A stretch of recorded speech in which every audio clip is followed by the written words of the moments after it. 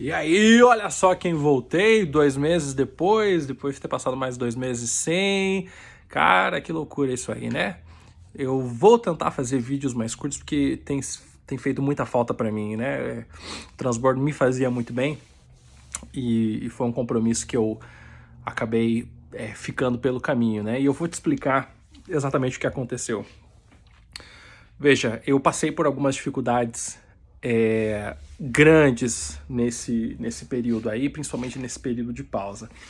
E a principal delas estava relacionado com a síndrome do impostor. Eu não voltei para rever os vídeos, mas eu acho que eu devo ter mencionado isso em algum momento, que eu comecei a lidar com ela. E deixa eu te falar, no momento que eu comecei a abordar isso, ficou muito pior. Quando eu comecei a entender, começou a piorar cada vez mais, fez o efeito contrário. E aí eu precisei ir mais fundo na ferida, porque é isso que acontece, quando você toca numa coisa que tá quieta, né, uma ferida que tá quieta ali, ela vai doer mais antes de ser curada, né. Eu já devia saber isso, acho que eu já sabia disso, mas dei uma escapada, né, fugi. E veja,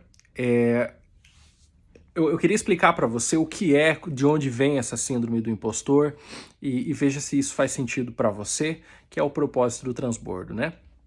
Essencialmente assim, a síndrome do impostor é aquela sensação que você tem de que as pessoas vão descobrir que você é uma farsa, que você não tem a qualificação para estar onde você está, que você não sabe o quanto você sabe, que você não é bom quanto você parece que é bom. É irônico que a síndrome do impostor só é experimentada por alguém que começa a experimentar algum nível de sucesso. Eu sei que esse canal não tem milhões de visualizações, muito longe disso, mas ele se tornou algo muito intenso e na época mais ou menos que eu parei, ele estava ficando cada vez mais intenso. De realmente assim, as pessoas estarem esperando, por mais que fossem poucos, mas estarem esperando o momento do vídeo. E aí a coisa começou a ficar muito real, né? E eu pulei fora. A síndrome do impostor é algo que nós sentimos porque nós nos conhecemos por dentro. Nós sabemos das nossas fraquezas, das nossas limitações, nós sabemos dos pensamentos que nós queríamos censurar, mas nós acabamos tendo. E as outras pessoas a gente vê de fora, vê aquilo que elas têm de bom para transmitir, aquilo que elas procuram vender para nós com a sua imagem. E desde que a gente é criança, a gente começa a projetar de que as pessoas que estão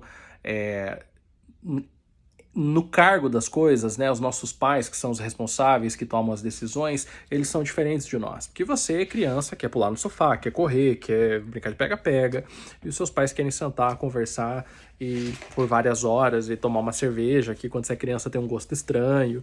E aí isso vai criando em você a sensação de que aqueles que realmente sabem o que estão fazendo, aqueles que são adultos, eles são muito diferentes de você. E isso nunca deixa de ir embora. Você vê as pessoas que são bem-sucedidas financeiramente, as pessoas que tomam decisões que afetam a sua vida, e você só enxerga aquele lado delas que representa isso, que representa a autoridade, que representa o poder, a influência, o poder financeiro, o poder das decisões, mas você não consegue imaginar essa pessoa soltando um pum, você não consegue imaginar essa pessoa indo ao banheiro, essa pessoa acordando com bafo, essa pessoa tendo um pensamento ruim como os que você tem, mas ela tem. Pode entrar, pode entrar. Ela tem. E essa incapacidade da gente humanizar essas pessoas que para nós são referenciais é que começa a gerar na gente essa angústia e essa sensação de incompetência. E é por isso que a gente se sente um impostor. É aí que está a origem da síndrome.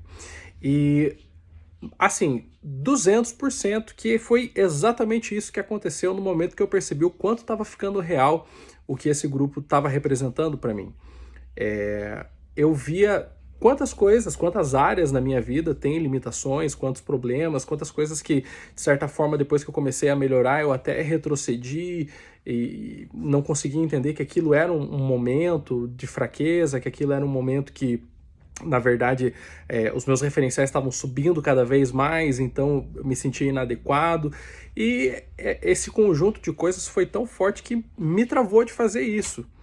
E aí, recentemente, eu estou tendo contato com outras pessoas, né? Eu estou numa situação de exposição muito maior, porque eu estou trabalhando com treinamentos, então eu estou sempre falando com pessoas, sempre propagando mensagens, e recentemente isso foi ressurgindo, né? Essa importância de tá transmitindo essas vivências, tudo isso que ao longo dos vídeos eu fui falar a respeito do transbordo, né?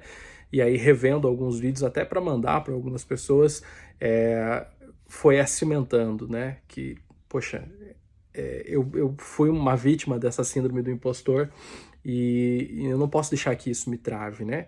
Mas como é que a gente combate isso, para finalizar? Porque eu quero que esses vídeos não passem de 7 minutos mais.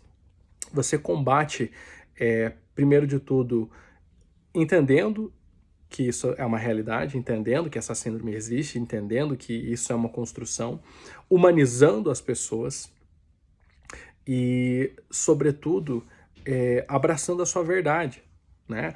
Você combate a síndrome do impostor com vulnerabilidade, que é algo que é tão doloroso pra gente.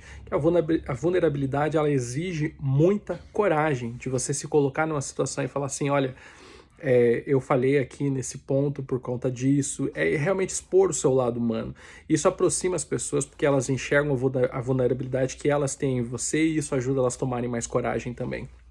Então, colocar-se numa situação de vulnerabilidade não é fácil, mas ao mesmo tempo te dá muitos recursos e muito suporte para que você possa realmente lidar com aquelas situações.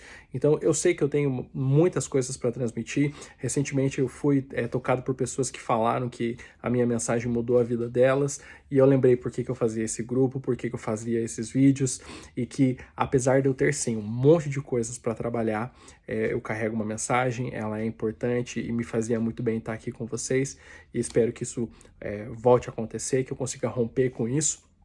E se eu puder contar com a ajuda de vocês, pedindo, incentivando que esses vídeos voltem, eu vou entender que isso é relevante para vocês também, e a gente pode continuar esse caminho de transbordo, tá bom? Um abraço.